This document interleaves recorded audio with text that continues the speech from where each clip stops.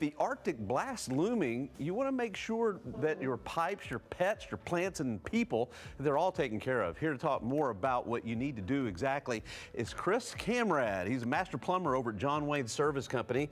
And, you know, we got a lot of piping. Some folks have outdoor kitchens, things like that. If you wrap those pipes, is that enough protection? You at least want to wrap those pipes for sure. Get out and put something on them, be it an old towel, blanket, foam cover.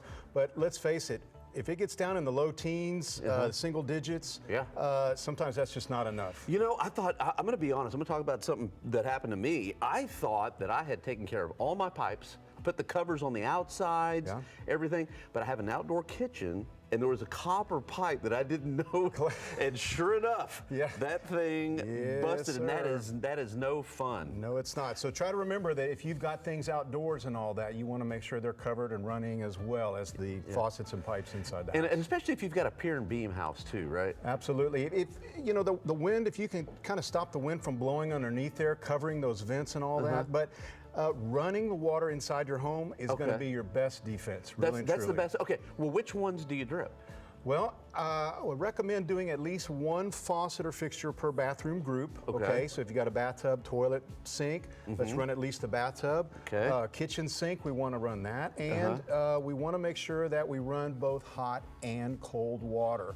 And a drip is not enough. We want a little bit of a stream. Okay, so a drip is not enough. A drip can freeze. We want a little bit of a stream going through those pipes there, okay? And then until it gets above freezing. We want to run those until it's above freezing, all right? Okay.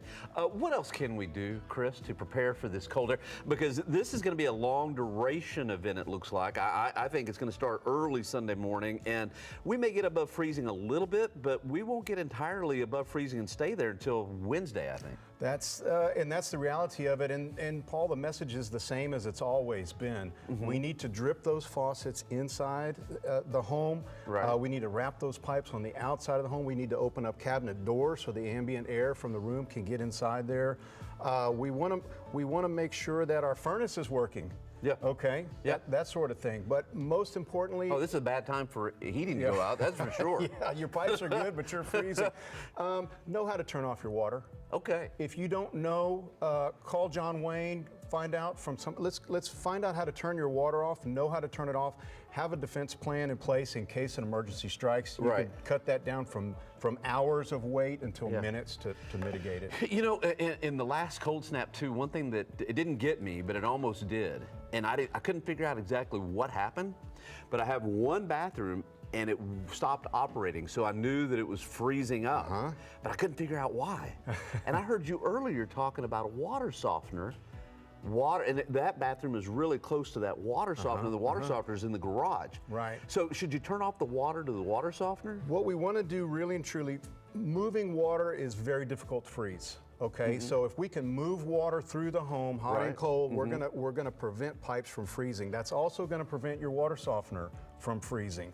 Keep that in mind, that if you turn off your water softener is most likely in the garage or something like that, it will freeze. It will freeze. Okay, and one last thing, real quick, how about the cabinets?